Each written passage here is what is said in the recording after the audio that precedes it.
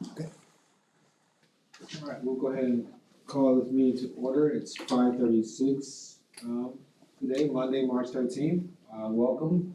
Good to see everyone who can make it with us here in person and those joining us online. Again, we appreciate you taking time out your day. I know we have full-time positions and sometimes it's difficult on time to get here, but we're grateful whenever we can make some important recommendations to our school board. You should have a copy of the agenda in front of you, and at this time, I would entertain a motion to approve the agenda as constructed for today. Mr. Bell, do you have a second? All right, any discussion? All those in favor? Aye. Okay. So we will continue with the agenda as provided in front of you. In your emails, you should have received this week a copy of the meeting minutes for our February 13th meeting. And I would entertain a motion to accept the minutes that was supplied via email. So moved. Ms. House, can I have a second? Second. Any discussion on the minute meetings? The meeting minutes? Sorry. Okay. No, sir. Right. So we'll take it to a vote. All those in favor to approve the minutes as provided via email? Aye. Any opposed? Hearing and seeing none. At this time, we would open the agenda for public comment. For any attending guests, if you're interested in speaking during the public comment section of the meeting, we ask you to sign up the sheet with a link in the chat.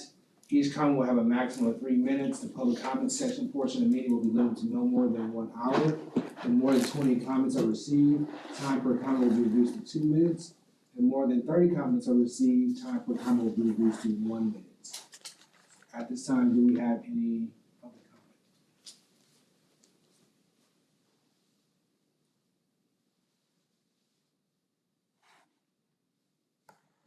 No, sir.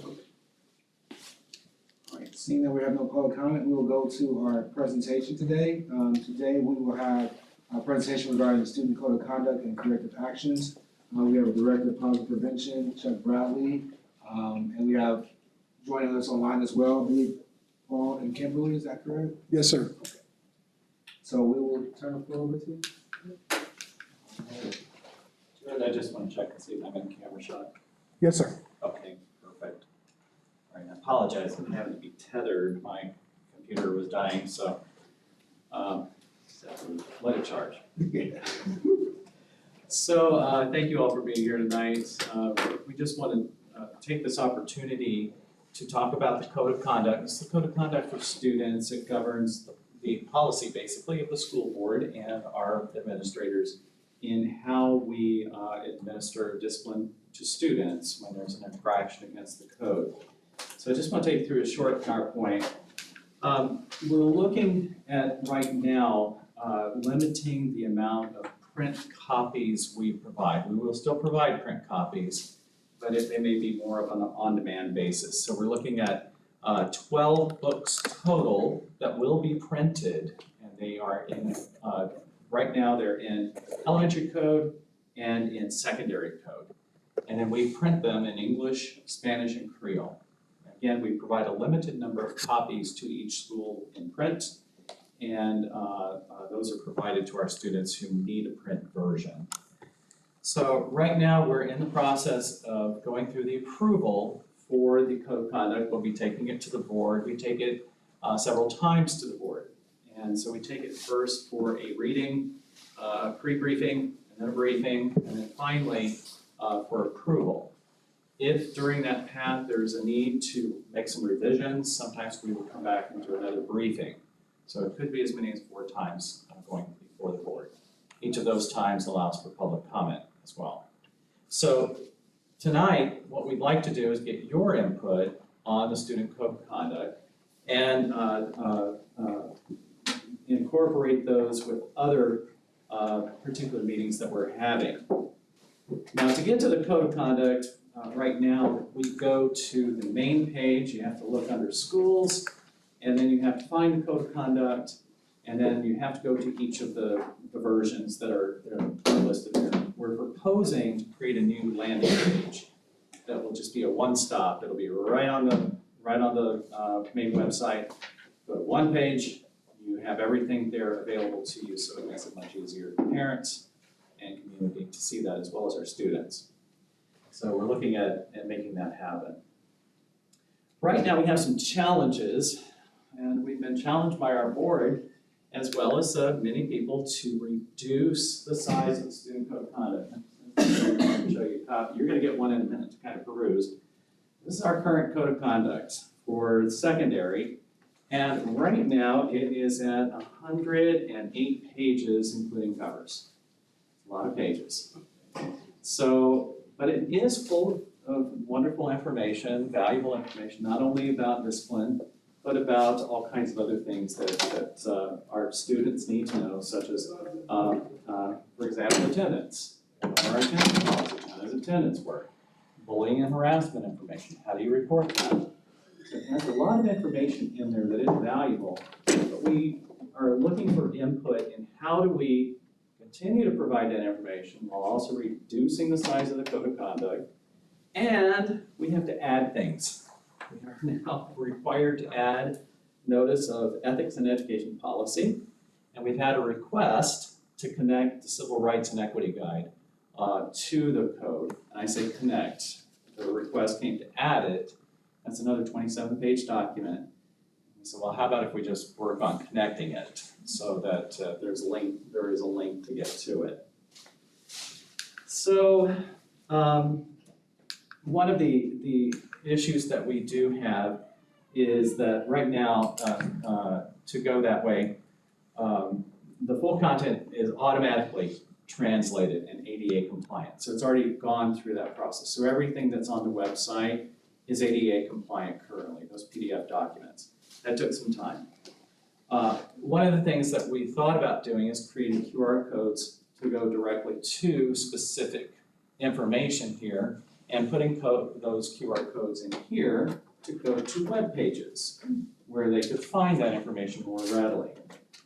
And the thing we like about that is that edits can be made more efficiently.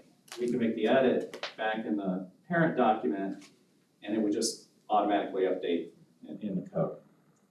Some cons, there could be more time up front for edits, and especially as we're trying to decide what we could keep, and important information might be removed. Somebody might be missing something that was in there. So that's just some things that we have to look at as we go to text reduction.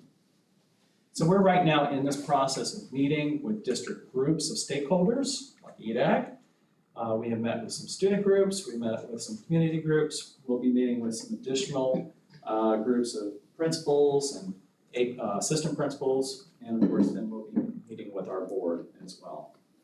We have to make all of these changes by mid-April, which we've got spring break next week, and then it's on to get it completed. We have to have it completed by May so that we can get it through the board, get it approved, get it printed in time for the next school year to begin. And so those are major hurdles to get through. So as we look at the code tonight, we have some questions that have come up, and I'm gonna leave this slide up as we get into our conversation tonight. What we'd like to do is give you a copy of the code. I want you to spend a few minutes looking through it, look at the sections. I'm gonna give you some Post-its too. And if you have ideas or thoughts or even questions, why is this here? Or why did I see this again? You're gonna see some places in there, you see some of that information multiple times. Why is that in there twice or 3 times? Make those comments. And then if you have suggestions for changes, we'd also like to have that. So here's kind of those, these are just prompt questions. You don't have to answer each one. But what are the must-haves that you go through here? What are things you like? You see things in there you like, yeah, that's gotta stay. That needs to be in there. What components or sections can be eliminated, especially if you see redundancies? what format would be valuable to stakeholders to access the code? And that's where we come back to QR codes. Is it a completely electronic document? Is it what? If you have ideas around that, what would make it more accessible? Should the code be reduced to one book? This is a question we brought last year, and I think we talked about it with the board as well. We talked about it in one of the briefings. And that is, currently our code is divided into elementary and secondary. The interesting thing is all but about 4 to 6 pages of information is actually the same. It's duplicated. Now, I will say that when you get to the infractions and the discipline process, there is no Success Academy for elementary. So there's no mention of Success Academy or an alternative learning placement in elementary the way it is in secondary. So those are things we'd have to consider as we look at that. So does it make more sense to keep it separate or put it together, maybe put a secondary section in the back? Some thoughts we've had. Are there any other pieces within the code which you wish to address? So as you go through, are there specific things in here that may not be germane to the code itself, but you think, we need to do something about that, or we need to talk about that, or some group needs to talk about that, and come up with ideas or solutions. So as you see that, please feel free to do that. So I'm going to pass the code out. Those of you that are online, you can access the code at leeschools.net, and under leeschools.net, go to schools, and you will find the code of conduct pop down, and that's the lower schools where you see it in the bar, not the one at the top. So go to schools, look under code of conduct, you can pull up the secondary, this grade 6-12 section, that's the one that we're going to be looking at tonight, and take a look at that. And if you have ideas online and you would like to contribute, please feel free to put your ideas in the chat, and then we'll collect the chat and combine it with the information that we have tonight. Any questions before we start? You have one raised hand. Dr. Dianui, your hand is up.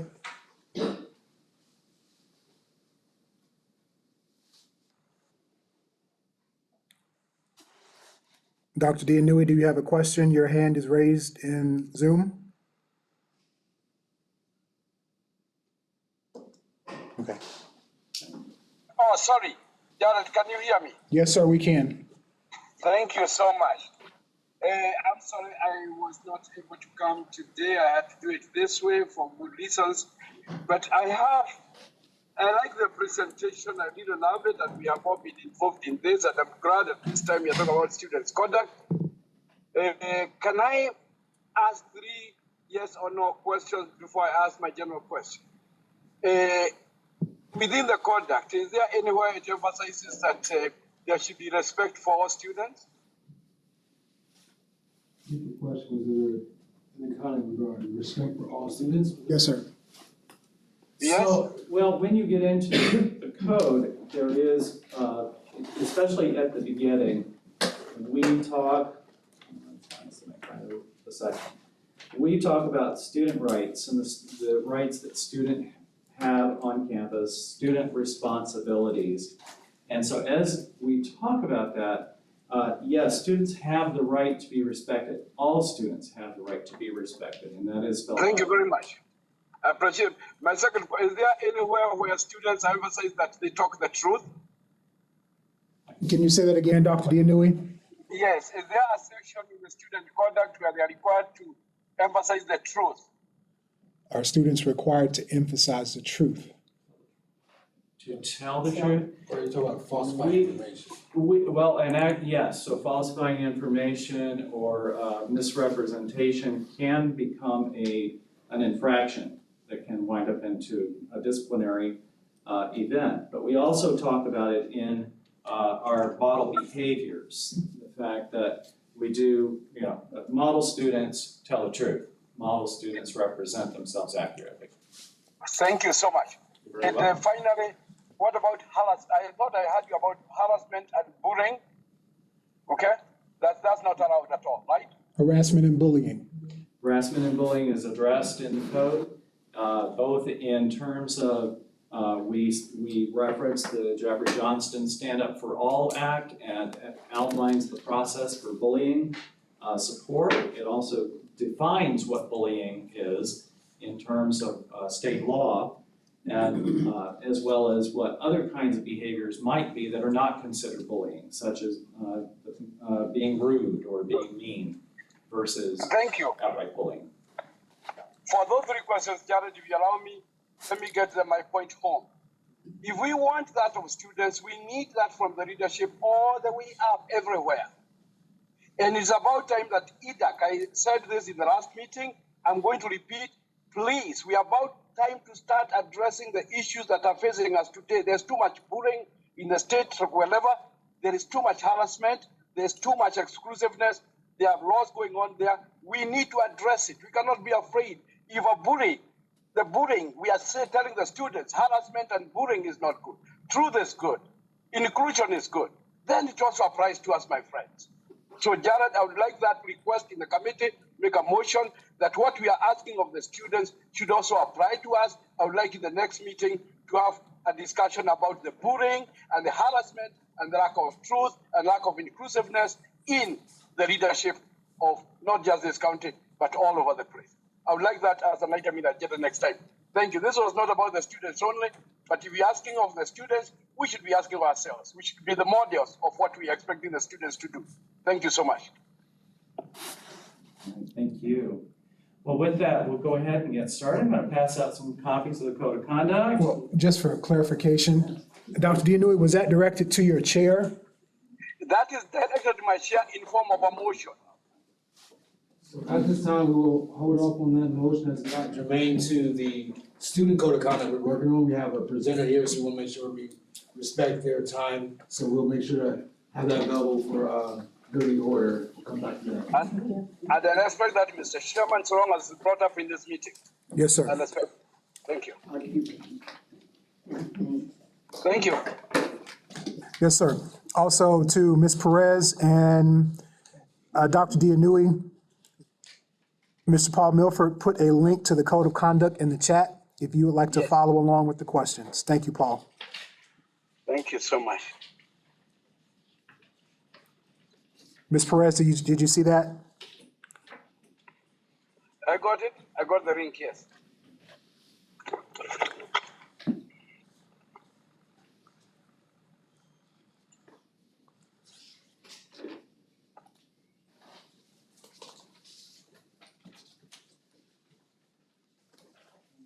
Again, we'll give you some time to look and jot your ideas down on Post-its, and we'll come back and talk as a large group.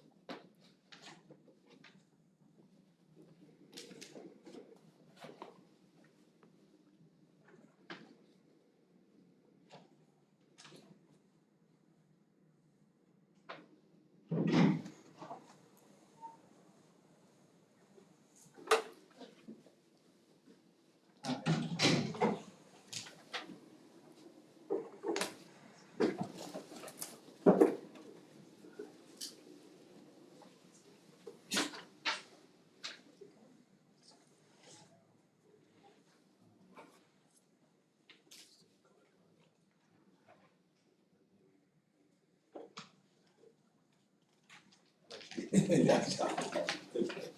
ran. Two accidents. Oh, no.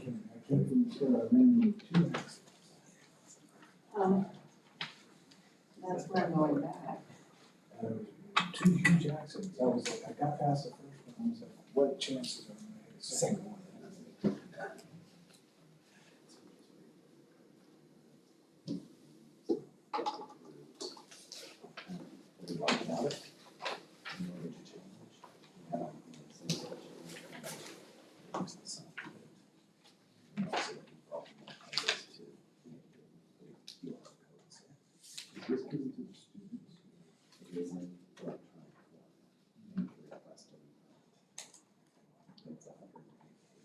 Okay.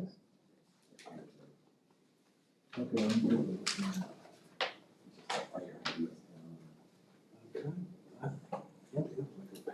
I'll see. Good.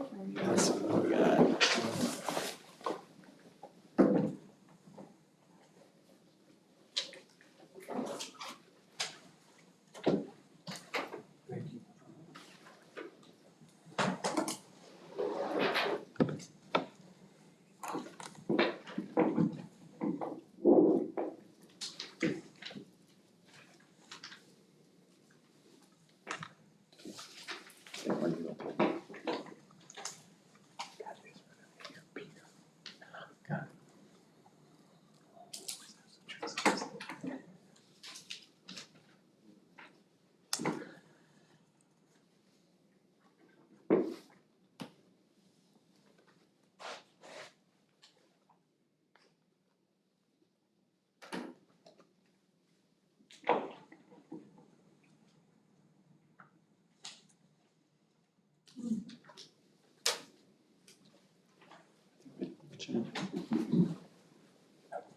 They got the link.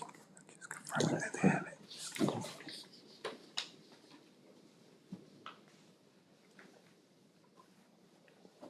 I guess I could ask later. So, this was my retired from. So my question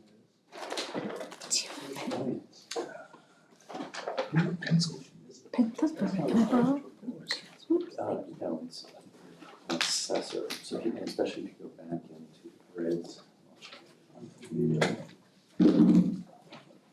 So the grid. Right there. Anything that's marked with the asterisks, these are assessor codes. Assessor is the school environments, safety incident reporting process. And it's through the Department of Education, so they predefine those, it's like we got updates from the state on those. So that it clearly, these definitions don't fit the Florida statute.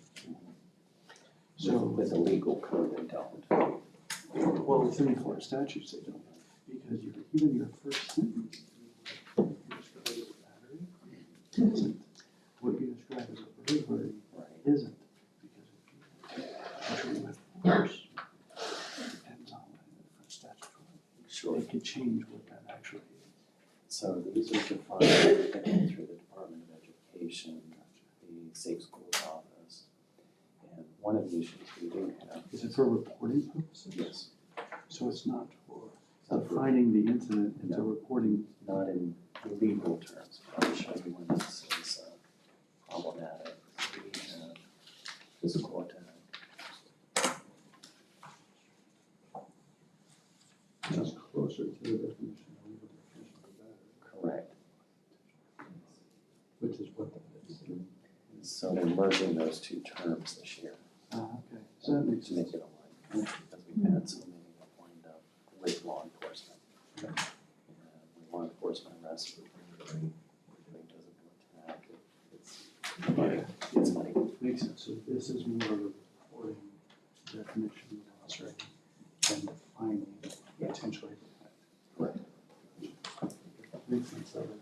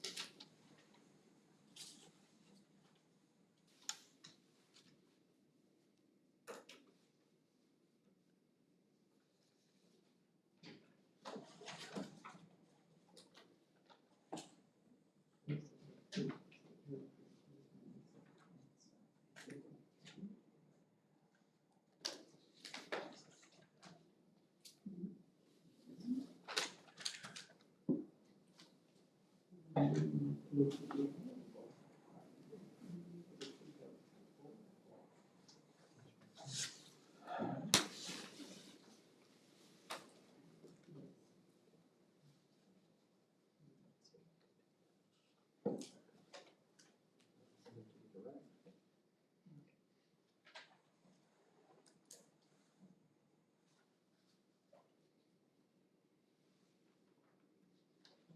just gonna do a check-in, see if anybody needs another couple minutes. I know we had some couple minutes late, so please.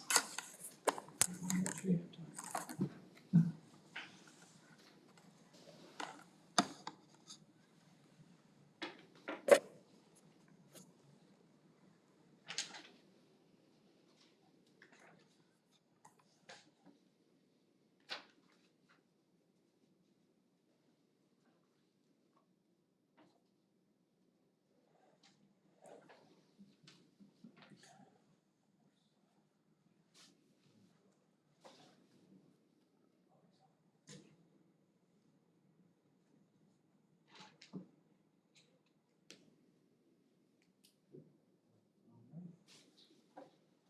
Again, feel free to continue adding your ideas, but what we'd like to do is just kind of go around and we're just gonna kind of go round robin and hear an idea, suggestion from each person, and then if a conversation ensues, we'll have a conversation.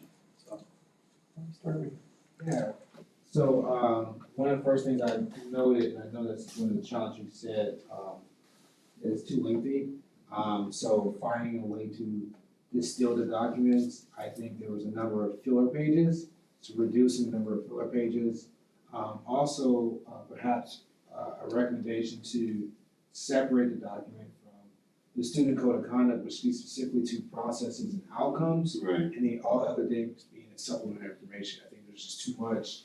And we start referencing different things, like what is student code of conduct? That's when there's been an infraction. I go to that to verify what the process is, what the potential outcomes, and that is that document versus trying to place everything together. Thank you. I totally agree. Yeah, see, I said, is there a way to graphically display model student behavior, strategies for behavior, offenses, and disciplinary action? Just cover the whole thing, and I agree that the code of conduct should be separated from the parent Right. tips and Right. whatever. And I think board policies should be linked as opposed to, Noted. and I think, I mean, you pretty much covered what, yeah. No, Can I add to that? I would say that, you got 108 pages here, but when you look at the code of conduct, only 21 of those pages are for this. And I think as an administrator, you don't want to go through 108 pages when you just have 21. So Right. I'm agreeing with you. Which actually refers to conduct, Right. and then what is the repercussions for the conduct. Right. That's two different issues. Right. So, And there was information that pertains like to a specific population of people, like the diploma information and graduating, that could be dispersed to students entering high school. The driver's license and driving requirements could be given in driver's education. Right. that's, And yeah, that's QR two code information. Bike Scholarships, helmets that could be given to those who put down that they're gonna be biking to school. That's Something more student like information, family. and that's student information. Graduation requirements. Yeah, I think yeah, because that doesn't really have anything to do with the code of Their conduct. conduct, right, how, You know? that's behavior, that's more behavioral, student information. And then, again, and there's no reason to separate it. Right. Yeah, I mean, you can have an addendum or a separate chapter add-on for, everything applies to the student in their whole future or their whole, elementary their student education. From beginning to end, from kindergarten, I know my New York came out Yeah, it sure did. through graduation. So put it all in. It's one all book. one book. If the parent, I know they're not gonna keep it for the whole duration, but even if they kept it from the beginning to, you can have an amendment, addendum for each year. This is what changed every year instead of, what you just said, you have to update it every year. But I like what you said, because also elementary parents will get used to the code of conduct all the way to And what's, 12th what's, grade. yeah, what's changed for the following year? What's changed for the next year? I'll forget y'all. What's changed? What's the upcoming year gonna change? Yeah. Instead of changing the whole, you know, if you have a child in the school system every year, then what's new policy, what's Right. new, you know, for the following year?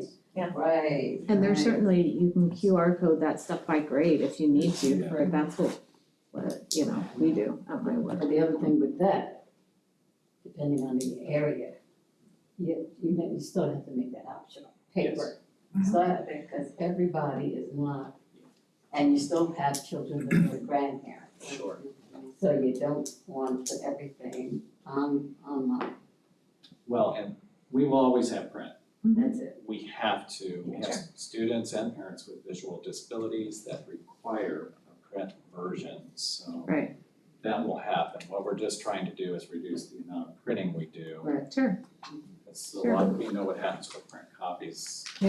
They wind up in a garbage can, and then when they need it, they go look for it online. I think that's something you can do with, when you have orientation, school nights, is we opt into that. Would you like to have a print copy, so you have a tracking of, where's my assessment of it? And I think a lot of times we can make decisions about assessment. And it's like, okay, well, 20% opted in to actually have a paper copy, and now it substantiates that we don't need a paper copy. But also, I think reducing the length of it allows you to modify those other things without having to come to the board and saying, hey, we need to change the code of conduct. Like, no, I need to change this document that is referenced in the code of conduct, but I don't have to come to the board and say, we need to change the code of conduct because of this page 47 that doesn't really impact anything else.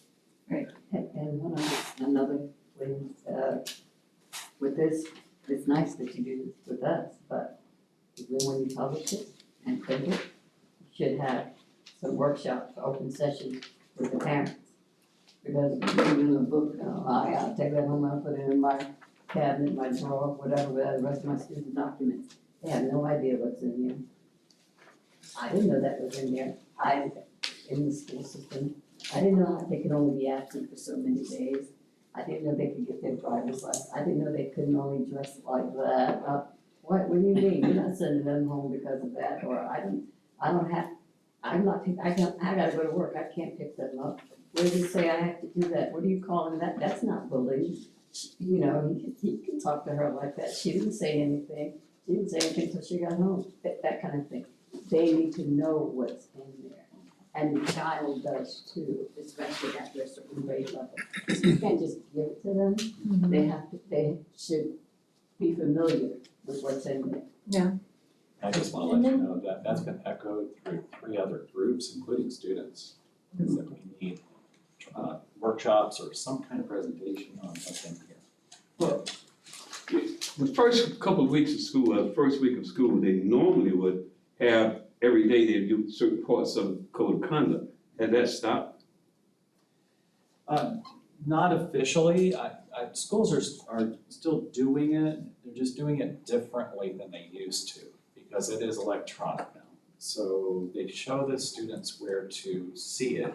That was something that came out of the student group. They said, there should be, we have a screen that comes up on our computer. Can't you, like every week, emphasize one part of the code so that we can dig into it? Because we're not gonna read the whole document all at once, they admit it, we're not gonna read this. No. But if we see a page, just like Ms. House said, attendance, oh my goodness, I didn't know about that. So like for me, the page 78 and 79, which is like bullet pointed, you can go through and say, if I get caught drinking on campus, the police are gonna be called. Like, that's very simple, they're gonna look at that, they're gonna understand it, it's to the point. But having things like, sorry, what? No, I'm just showing you. Oh, yeah, because that makes sense, and kids are gonna look at that and they're gonna understand that, but having things in here like, positive reinforcement for positive behavior seems to me like a faculty piece of information that should be for them and doesn't necessarily need to be in here. You just filling it with stuff that the kids are gonna be overwhelmed with and honestly not care about at all. What they're gonna care about is what's consequential to them in school. And maybe if you were to make something, like this and make it presentable for teachers, they can take a day and go through that. Or, the first hour of class and be like, look, this is how you're gonna get kicked out of school, this is how you're gonna be excellent. And that's simple, and the kids will understand that, These pages, again, I'm talking about, but these pages with these quick reference guides, that's nice. I like that, but we talking about getting rid of pages.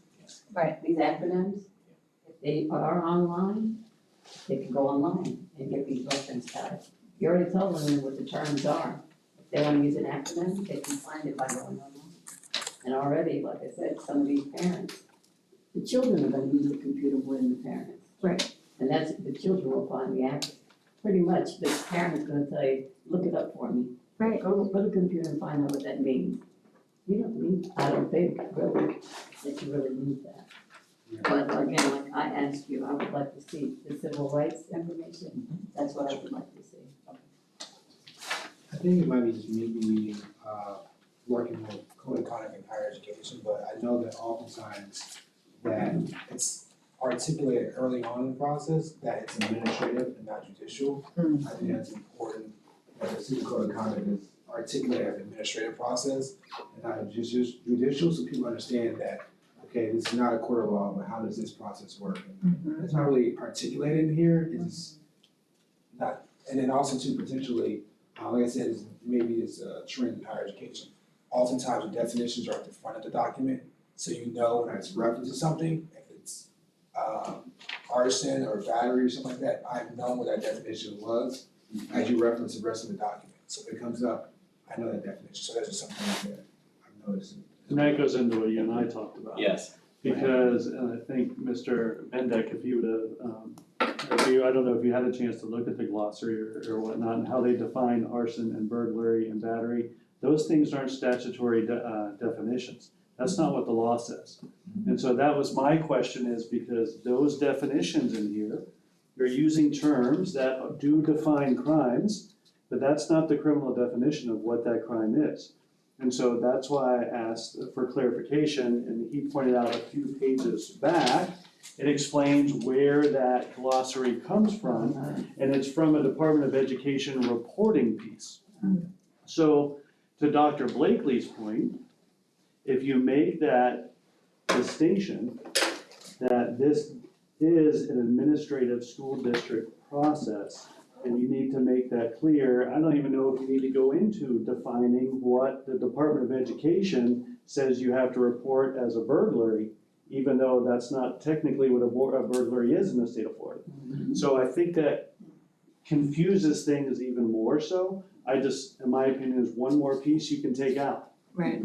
Because these peripheral things can just muddy the water and confuse people. Because they can come in as a parent, I could come in and go, you said, hey, my son, my daughter burglarized whatever. And I could say, no, he didn't, because your definition says this, and that's not what my child did. So I just think that causes potential more issues on behalf of the school district, an argument you don't need to have.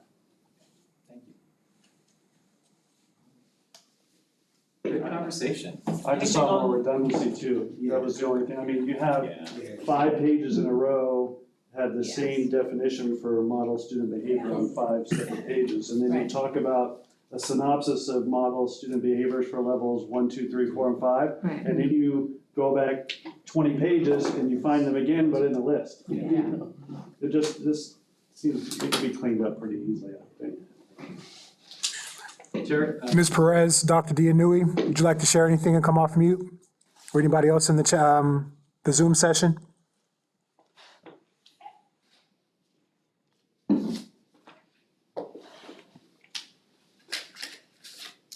I did have one more comment / question on your, which I think is important for your code of conduct and should be, Jackie and Peter, do you have anything? is your discipline quick reference guide. Yes. You have the middle and high school discipline matrix, why couldn't you just feed in the elementary school matrix and then you're done? That was our thinking too, because so many of them are similar, it's just that the only additional thing that happens in high school is we have that alternative, Alternative learning center. alternative learning center, Success Academy. And you already have that even in the way it's written out. You have, the language already there, thank you, you have middle and high school, this is what it is, so you throw in elementary and then you're done. Does it, you're really gonna need two separate. I agree. I just had, are we just discussing the conduct code itself, or are we discussing implementation of the conduct code? I wasn't. Tonight, we're just looking at input and Yeah, What my happens is only we- comment about the conduct code itself then would be, there seems to be a lot of discretion in it, that's in the hands of administrators. Like, just for example, one thing that just popped out at me, fighting versus a physical attack. And, you could easily, so if somebody were fighting, you could easily call that, you could easily accuse one of the children as physically attacking other possibly. And both of those offenses have drastic consequences, or different consequences. Like, for example, if you said, John and Joe were just fighting, then it could be a behavior contract plan. If you accuse John of attacking Joe, a physical attack on Joe, then the alternatives, the corrective strategies are much more severe than if you said they were fighting. So there seems, throughout this whole conduct code, there seems to be a lot of discretion that's in the hands of administrators. I agree with that. There are, I will point out, because fighting is one that we've been dealing with lately. And so one of the pieces in here, like, for example, and this kind of gets lost, fighting includes, it requires either physical interventions. So that means adults had to come and pull them apart. And that's different than just the kid that comes by and hits a kid and then walks off. You see the difference? So, but that's. So which one is called a physical attack? Somebody who walks by and hits you and then keeps going? It can be. So somebody who, maybe they were arguing and somebody hits and then backs off. Or when the adults show up, they separate. Well, I mean, you could have a situation where somebody physically attacks another student and then he defends, or she defends themselves. I mean, and then, so it's a lot of discretion. Yeah. And if I'm administrator and something happens and all of these options, I may do one thing, Ryan will do something else. Right. Then the parent wants to know, well, why did this person get that and this person got And that? I So know we're I not think we got, Yeah, and I know we're not too gonna much. get into implementation tonight, but I do think implementation, and, we're the Equity Diversity Action Committee, so I do feel there's issues throughout the county, with implementation, but I respect that we're not gonna get into that. Yeah. Right, that's it. Cause I mean, you having a bad day and you're implementing the punishment and little Joe comes in front of you and he sees you first. Well, I'm sending you to, what is it, DS and PJJ? Because I was told that you started it. The teacher said, well, but I didn't. He hit me first. Well, you go on. And then here comes the second student. Well, are you okay? I'm okay, but, well, he shouldn't have hit you. Go back to class. Whoa, what? Something's not right with that picture. To Mr. Bennett's point, and that's not just a question, in the documentation, is there electronic database that's used for schools for tracking things and Yes. is the reporting features an easy pull? Yes. So that you can see trends in certain schools of corrective action, so that's something that could be reviewed in the future to kind of see if there's, we're seeing a number of, disciplinary actions in one way or the other. Yeah. It is, And and also we do, Yeah. Race, as whatever, the demographics, differences, yeah. Yeah, there's definitely gray. I mean, even when you look under, student rights, which, okay. But, you have the right to, an environment where public or private property rights are respected. And then 3 lines later, you can enjoy reasonable degrees of privacy. Like which one is it? You know, like you either have your privacy or you do not. And clearly you do not, so then why waste the space saying that you do? And yeah. I deal with it, I mean, that gets deeper tonight. Right? Yeah, it's an issue, you don't have a complete reasonable expectation of privacy on school grounds. So then why But we say also it? don't have the right to search you unless we have reasonable suspicion. So there is a personal privacy that is afforded. But it requires a lot of talk, Yeah. explanation to get there.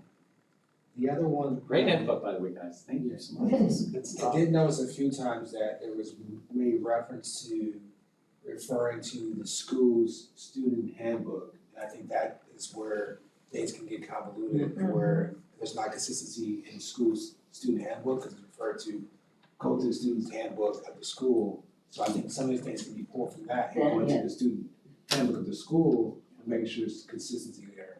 Thank you. Got a lot. That's where a lot of those things regarding scholarship, the driver's license, their dress code, those things, that's where I believe that information belongs. Mr. Eady, anything online this time? Any comments from those online? Ms. Perez, Dr. Dianui? I have no comment except to say that I think they should be kept separate, the 2 elementary school and the high schools. That's my suggestion. And things were addressed, the issues that I would like to be included in the handbook were addressed earlier. That's okay. Okay. I have no comments. Can you hear me? Yes, ma'am. Yeah, I have no comments and my recommendations are the same. I think they should be kept also separated. Thank you. Yes, ma'am. Thank you, Dr. Dianui. Thank you, Ms. Perez.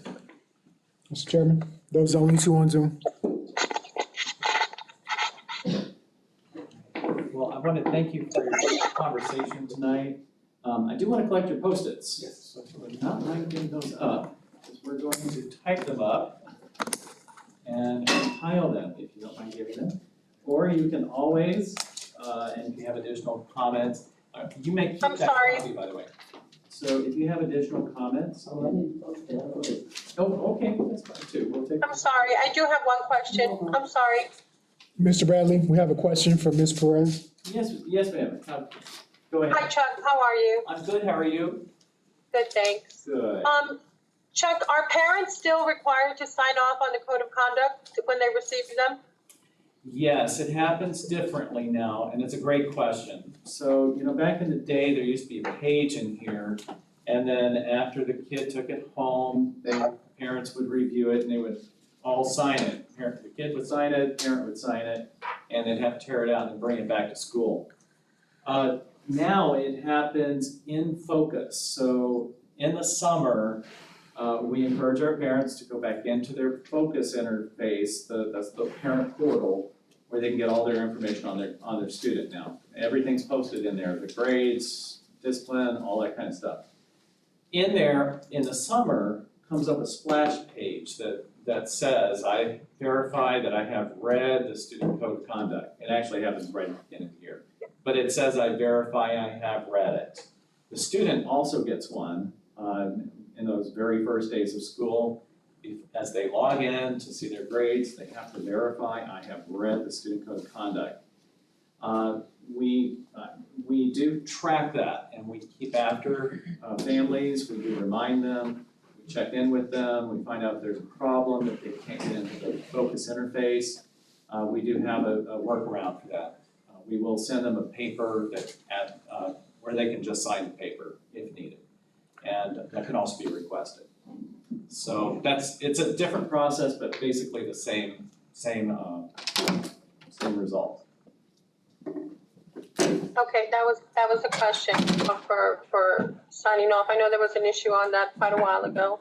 Okay, thank you. And then, I don't know, maybe I have to review it a little bit more. I find the language might be a little bit complex for families while I'm going through it. It's a lot of information. It's very lengthy. I'm a little bit concerned that it might be, I don't know, if there's a way that you can simplify this for some families. You know, you do have some single parents that are working 2 jobs to go through 104 pages, and not that they don't care about their children. I'm sure they do care about their children just as much as all of us do. But if there is a way that we can look at this and condense this a little bit more and simplify it, I would think that with all the PhDs and masters we have at the district, if we can make this a little bit more simple, it would be better for many of the parents at home. Thank you. And Ms. Perez, if I could, one of the things, I know we've had conversations, we have families that move here from other countries, and I always worry, I've been in education. Yeah, that's my concern. That's Yes. exactly my concern. I've been in education 38 years, and, you know, I speak educationese, and I know many families don't, and then they also don't even know Florida when they're coming here. So that's an issue we have now, and we have to make sure we're sensitive to that. Mr. Bradley, just to that point, I know you mentioned that there's 12 copies. There's 12 copies per school, is that what you're referencing? No, 12 versions. 12 versions. So there's, Different languages, different all that. yes, So I just want to clarify that. yeah, I apologize if I left you with that impression. That's a good question. So there are, yes, so there are, there's of course the elementary, secondary, and then it goes into the different languages, yes, correct. It's a lot.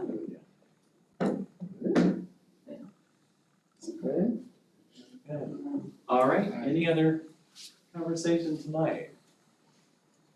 Well, hearing none, again, our folks online, thank you so much. And if you do have any additional comments, please feel free to add them to the chat tonight, and Mr. Eady will collect those from you.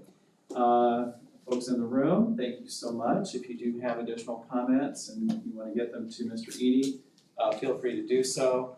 Especially if you have interest to come back and talk further about implementation or issues that you may see within the code that are beyond just getting the document completed. More than happy to come back. All right. Thank you so much. Thank you. Thank you. If I can have your Post-its or paper.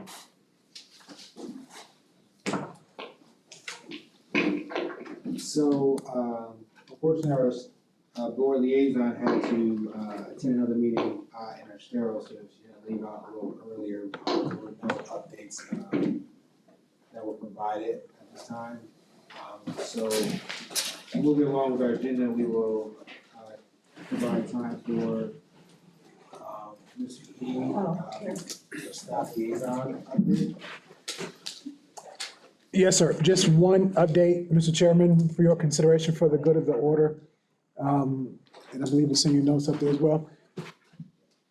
There might be an opportunity for us to move around the dates for April's meeting due to a scheduling conflict. Your April meeting was supposed to be about HR, and our HR team will be in Orlando on a recruitment trip on the 17th. So I'm just asking for the committee to give us the flexibility of also establishing the 24th of April as an opportunity to meet as well if we need to.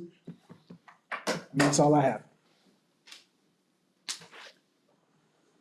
Since that's been presented to the committee, I would just ask you if you could check your calendars, and then we can discuss about modifying that for the HR recruitment and retention strategies. If we're unable to modify that date, then we may have to look at the presentation that we provided during that period. So I'll give you a moment of time. Check your calendars.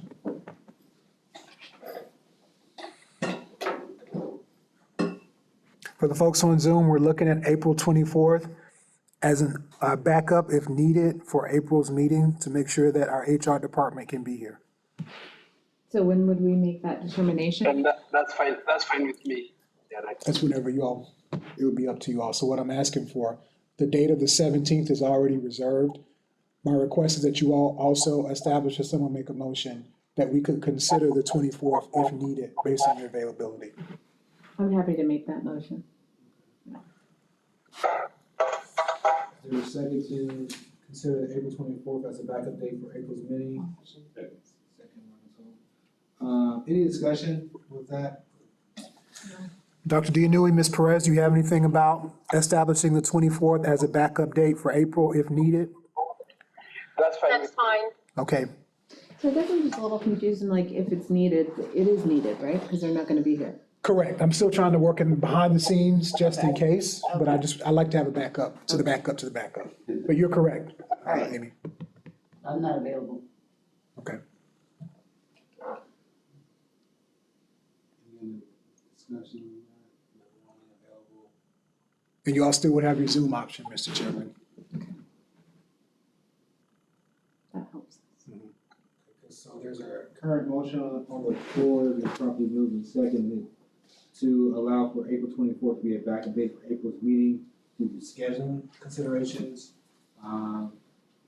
Any further discussion online, seeing in the chat, all this is you, but all those in favor of this include that as that backup date? Aye. Any opposed? Right now, we're voting on the backup. Any objections to the 24th as an alternative?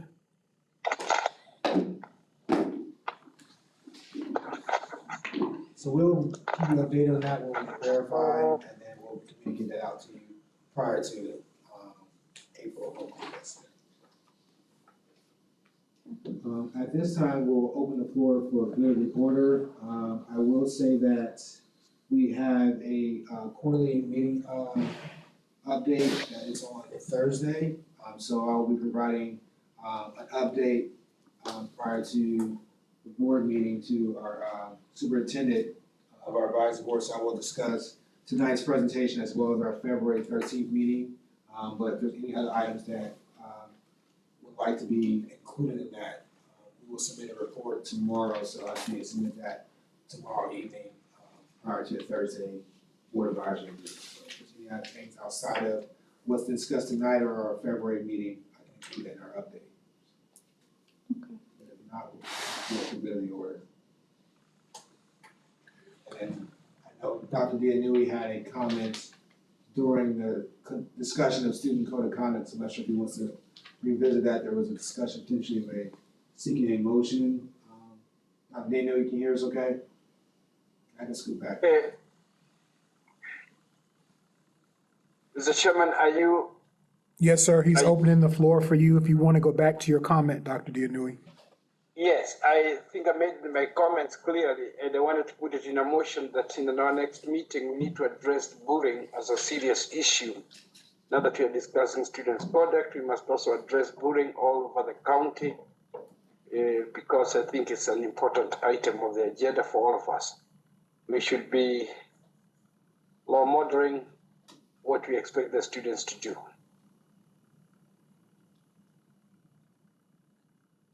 So if I'm hearing correctly, you would like to have an agenda item to discuss at our next April meeting. There was model behavior, is that what, I'm trying to get it correct? Bullying?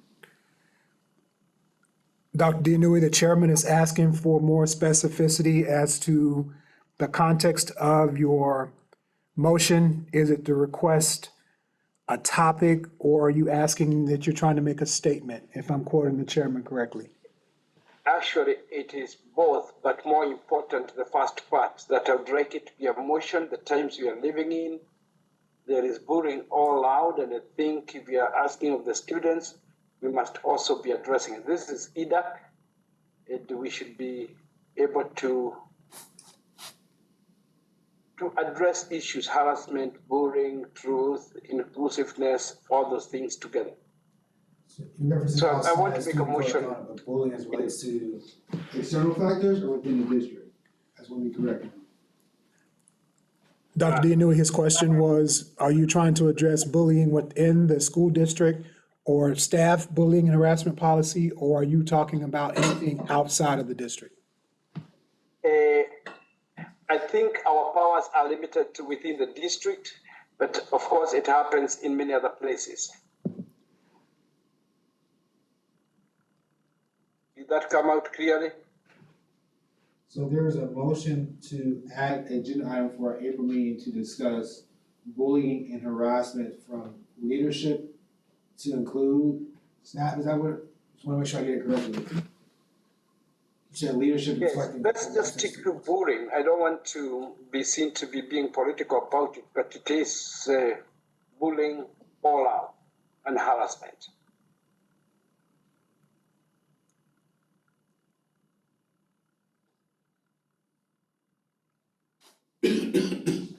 Not quite sure, Mr. Chairman, whether I'm addressing the issue. I should be a bit more direct.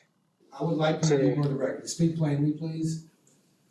I think we're Sorry? talking on topic, this, if we speak plainly.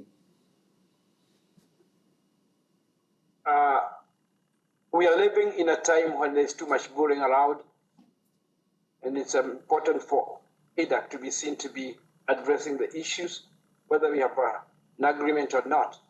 It's a topic for discussion.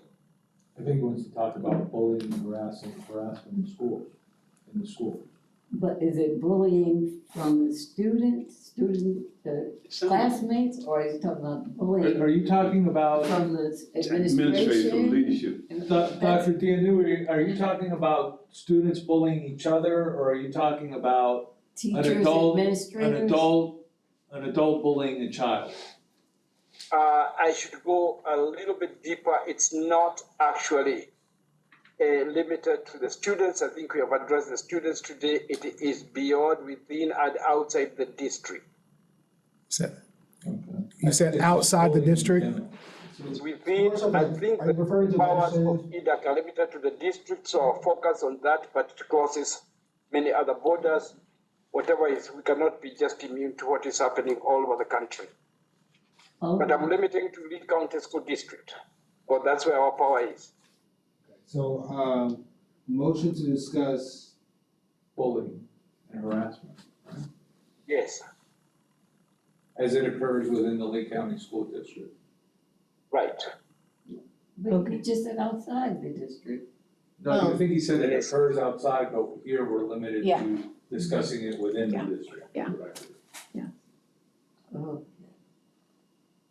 so Dr. Dianui, not to put words or speak on your behalf, but I just wanna clarify the motion on the floor.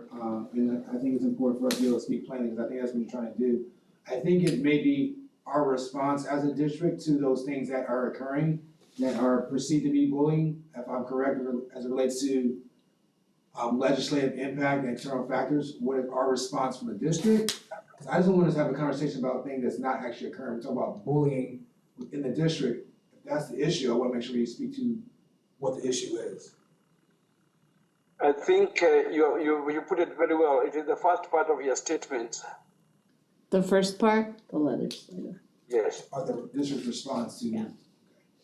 So I think it's a motion on the floor to discuss district response to external factors that impact education. That's correct, Mr. Chairman. If there's a second, I think that's.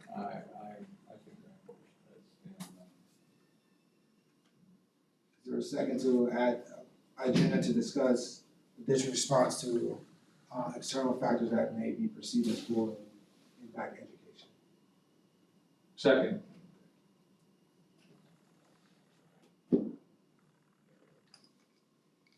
Any further discussion? If I may, Mr. Chairman, just from a staff standpoint, is it the intent that you all are having a general discussion? Does it require, if the motion passes, any preparation or presentation? We're in the middle of, I heard the comment about legislative session. So from the staff standpoint, I'm not sure how we would move. Are you all just having a discussion amongst yourselves, I would or? say there'll be a discussion, because our May 8th meeting is designed to discuss recommendations to the board. So I think Can someone repeat the motion again, please? Because I'm confused about the motion. the motion is to add agenda item for April's meeting to discuss external factors that impact education that are perceived to be bullying and harassing. Impact local. So if we could talk plainly, Yes. if we can talk plainly, are we talking about some of the stuff that's come out of the legislature that, like the African American AP Studies course, for example? are we talking about that and what the district's reaction should be to that? Is that what Dr. Dianui, is that what you're getting at? Is that? Okay, you got my message right. I didn't want this is being recorded, but Yes, You can see- he needs to specify. That's what he's saying, That's what he's with the Say bullying, that. the bullying, I think, and I don't wanna put words in your mouth, Dr. Dianui, but the bullying is some of the legislative, things that have been coming out, like the African American AP Studies course issue, and I think there's been other things. So you wanna discuss what the district's response should be to those things? that's correct. I think Mr. Sherman had addressed it very well, the same way you are saying it, Yeah, I but thought you articulated it very well. To Jared's point, Mr. Eady's point, I think it will be helpful if there are, perhaps general counsel, if they have any current items that are being discussed in legislative that may have impacts. I know for our general counsel, we have a government liaison that walks us through what potential House bills and Senate bills are there that may impact us. So that maybe that could be the discussion as far as, those. So the motion's gonna be directed for us to just have this discussion to direct our leadership at the district on how to address it for legislation? No, we're gonna discuss those external factors that may impact us. In our May meeting, we have a meeting to discuss recommendations to the board, and that may include those recommendations. Well, you know what, it's kind of ironic that we would make a recommendation to a board where you have a board member that was just brought up and found on a complaint that was bullying an employee on a whistleblower complaint. So how do we address an issue where you're gonna have EDAC give the board that bullies its staff? And we haven't even talked about that in EDAC. So how are we gonna give directives to board members that bully employees at the district that we are ignoring as an EDAC team? I would say that our responsibility is to provide those recommendations to the board. We are not a compliance office or governing, we are here to provide recommendations. I think that's part of our responsibility to do that. And if there's items that we feel that have been ignored, then this is the time during this space of good order to discuss those. But right now, we're gonna try and close the voting for this motion to include it, so. Okay, so when we're done with this motion, I'll do another motion then. Okay, let's finish this motion then. All those in favor to adding agenda item to discuss external factors impacting local education. If I may, one who's trying to, that's very vague, so it needs to have some specificity of what does that mean? Yeah. Does that require you all to have a presentation? Or is it just a general discussion? Whatever y'all discuss is, of course, I'm just a person who helps facilitate between conversation here and staff, so it'd be easier if I go and say external factors that could be interpreted in 1,000 different I would directions. say from the legislature, if there's any current Senate bills or House bills that may impact. Diversity in education.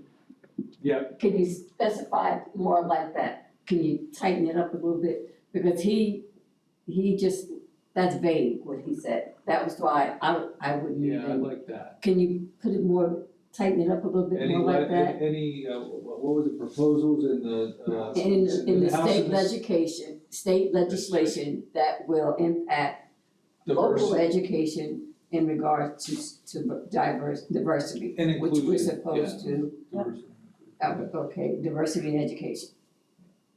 Dr. Dianui, you have some comments on the motion you placed? I don't want to amend your motion. Yes, well, as I totally agree that that is the gist of the question on the diversity and inclusion, I would at this time avoid those terms and just focus on what you have said, Mr. Chairman, not to be seen to be reacting to anybody. You're doing the same thing, So, but I'm not going to talk about diversity. What you had said, Mr. Chairman, I like that, external forces, but exactly what But to Mr. Eady's point, when you say external forces, we talk about the current housing market as an external factor that's impacting education. right. If we so keep if I it may to that. suggest, Dr. Dianui, maybe what we wanna do, and it's completely up to you, is change change it to discuss, current or proposed, legislative impacts that would affect diversity and Diversity and inclusion in the education system. There you go. In the local. I like what you just said, the legislative aspect, I like that, Mr. The local, education system. I like that, but I did want to put in the word diversity and inclusion now at this point. But what you just said is quite correct, yes. Okay. I mean, that would give you the ability to prepare some sort of brief overview of what's out there. Or be specific about the legislative. That was my question, is based off of this new amended motion, who is doing the research and or providing the the committee? You're looking at that guy. That's, well, but I don't Not think it's necessarily. that's necessarily, right? So who is gonna be providing that research so that we can have an educated and an impactful discussion based off of what, because right now we're talking about potential unknowns. So we would need to narrow that down to some specifics. So who's doing that research to give us the specifics so we actually have something germane to talk about in the committee? Mr. Edie, do you all have If you are requesting me to do that. So what I'm saying is that there is a chief of governmental relations and there's also a legal department. The specificity of the legal department would be the group, if something passes, what would be the impact? I think your legal conversation, Dr. Carlin is the chief of governmental and communications. That would be an opportunity to talk about any pending legislation. The concern with that is those things change by the moment. So I don't know, that's why I just want to get to the point, are you curious about things that have passed in the last session? But what I'm hearing is that you're curious about bills that are being proposed currently. I would want to hear the background, and I will claim that I am not completely up to date on what occurred, but I would like to know more about what happened with the African American Studies course in Florida. I'd like to understand that better. And then I'd like to understand, this is just me speaking personally, I would like to understand better some of the issues with, allowing versus disallowing certain books in schools. I'd like to understand some of the legislative proposals regarding that as well. I mean, that's just me, but you all feel free to add what you would want to hear about. If I may chip in there, I didn't think we should do that and do some research, and I'm glad you're bringing that up. We need to be clear, and as Mr. Edie said, there's personnel that is empowered to give us the facts. And we too have the facts too, we can also present it.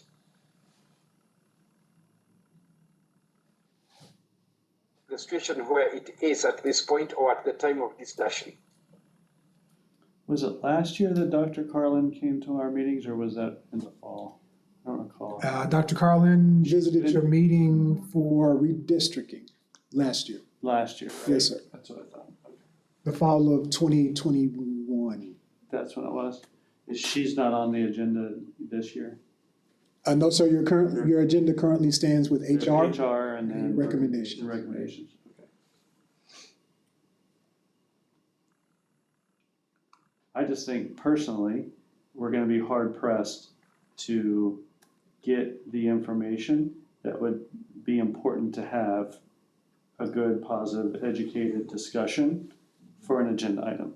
Because we're gonna have to narrow that down. Dr. Blakely I would assume, would have to get with, your Mr. Edie, get with the governmental affairs people, see if that information can be compiled. Is it even possible at this point? Do they have other projects going on to have that available for us for April? I just think it's a hurdle we have to consider. Discussion?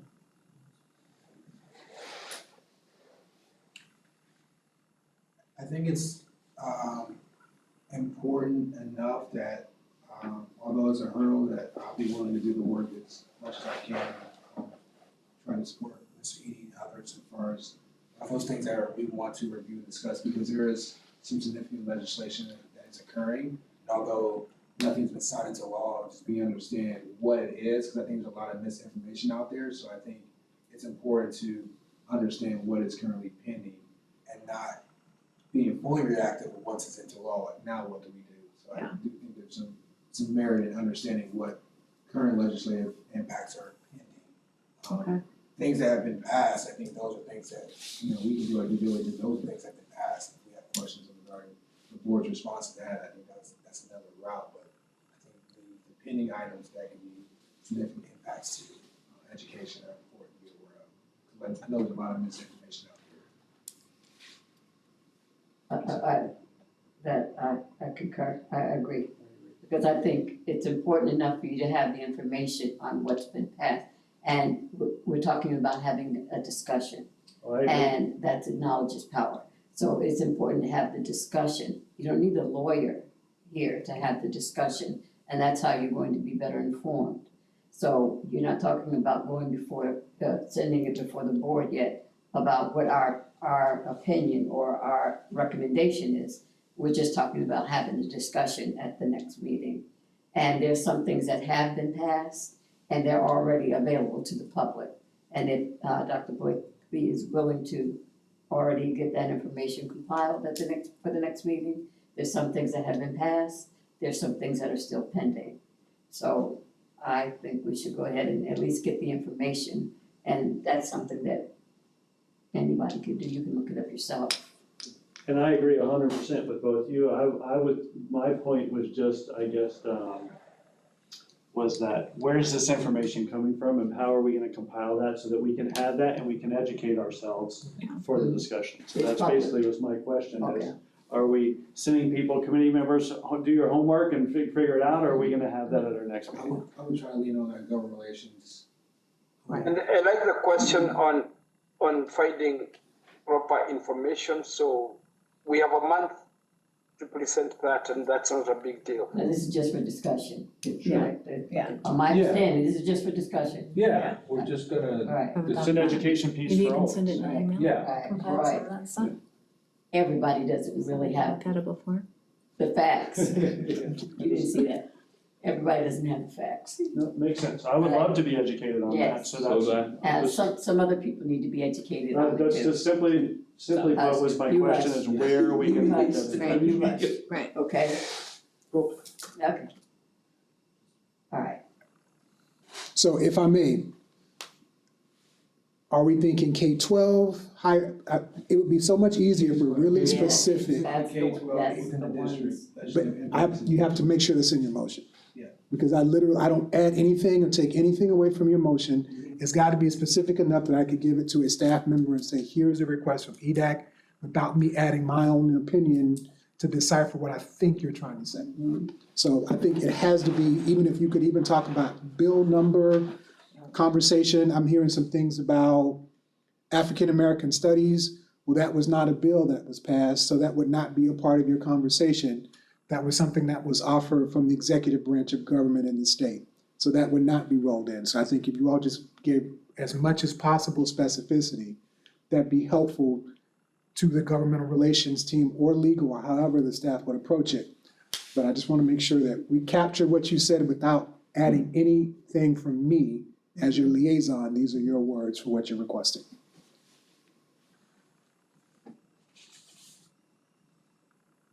So then too specific and we lose some of the information that we wanna have, though, right? I'm trying to write it out. I said if it's too specific, though, then we lose some of the information that we want to be informed on, like what he was talking about. You know? and I also say that I think that it may take more than just one meeting, because I think what we need to do is to get someone in front of us so that we can ask the right questions, to receive the right information, and they may have to go back and look that information up, but at least they'll know the things that we're interested in to talk about. So I think it may not just be a one-day thing. Yeah, I bet you that the one member of us who's very informed on these issues might be Mr. Kimball, who's not here tonight. He's usually pretty up to date. You don't think so? I'm not saying anything. I'm not saying He seems anything. pretty up to date to me. I'm not saying anything. But anyway, Mr. Chairman, Yeah, I'm gonna restate the motion, just to kind of clarify, just give me one moment, please. So the motion, as I'm hearing it from the group in discussion, is to add an agenda item for April's meeting to discuss state governmental impacts to K-12 related to DEI, diversity, equity, and inclusion, that impacts the district to include, but not limited to, legislative proposals, executive orders. And I was still writing to Dr. Daniel your statement, so that's what I have so far. That capturing what we're. Mr. Chairman, K through 12. K through 12, legislative proposals, executive orders, and That covers it. that's I it, think that covers it. that's it. Mr. Chairman, can you hear me? Yes, sir. No, Yes, I think you have put it, and the discussion is very good. We need a lot of understanding, and that's where I would like us to have a good discussion on this topic. Mr. Edie, there is a discussion. What Mr. Chairman has just said is quite good, but a bit too lengthy as a motion. If you can shorten it, Mr. Chairman. we have to make What sure you we had have the actually right said that- information to have the right parties provide the information for us. So we shorten it, then that limits our ability to capture all the information we're requesting. Yes, let's have it like that. So procedurally, how do we move forward here, Mr. Eady? Do we make So with a friendly amendment, to Right. see if Dr. Dinu accepts a friendly amendment, if he accepts that. So in view of that, I can withdraw the earlier motion and stick to what the chairman stated right now. It's all right. Sounds like he just said he would withdraw his motion and would like to make a counter motion. Is that correct, Dr. Dianui? To what Mr. Chairman just restated. to that. So, Dr. Dinu has withdrawn his motion, has made a counter motion. The motion on the floor is to add an agenda item for April's meeting to discuss state governmental impact to K-12 related to diversity, equity, inclusion within the district, to include but not limited to legislative proposals and executive orders. That's it. Is that the motion? Okay, Yes. I second. Third. Any further discussion? Good job. We'll take it to a vote. All those in favor respond by saying aye. Aye. Any opposed? Any opposition on the call? No. Then Ms. Perez, you had a comment following this motion.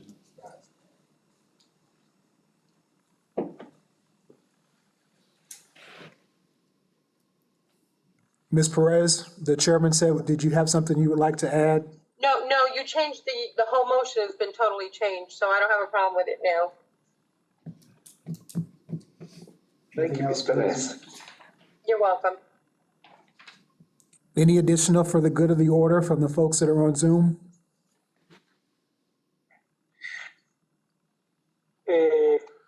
There's really nothing else, but I wanted to state that we will have a number of recommendations.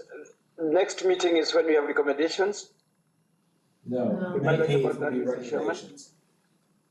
The chair provided it'll be in May, Dr. Dianui.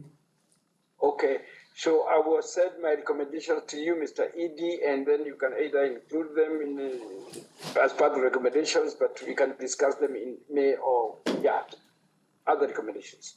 I'm sorry, can you say that again, Dr. Dianui? I said other recommendations for the year, I will send them to you. Because there are some recommendations we made last year, which I hope can be carried forward. We don't want to leave them out. And I'd like them included among the recommendations for this year, just to keep going with them. Things like single member district and stuff like that. I think I'll bring them up to you, Mr. Edie, and they can be part of the discussion in May. So these are things that we've already discussed. Correct. So are you saying that in the chance that you will not be in May's meeting, you're saying that you would forward your comments? I didn't say I'll not be in May's meeting. I said, because that's the time we do recommendations, I have other recommendations which I hope we carry forward, that they become part of this year's recommendations. So if you're present at the meeting, Dr. Daniel, it'd be appropriate for you to share that with the committee members and not directly to me, since you're making recommendations to your committee members for discussion, not to me. That'd be my thought. Well, I think Sunshine would limit me, but I can send them to the chairman too. Well, I just want to clarify, you would like to make recommendations in May? If you're present in May, you can make those recommendations with the group while you all are present together. Oh, yeah, that's in order, Mr. Edie, that's in order, I can do that. Yes, sir. Anything else we go to the order? I will entertain a motion to adjourn. So move on.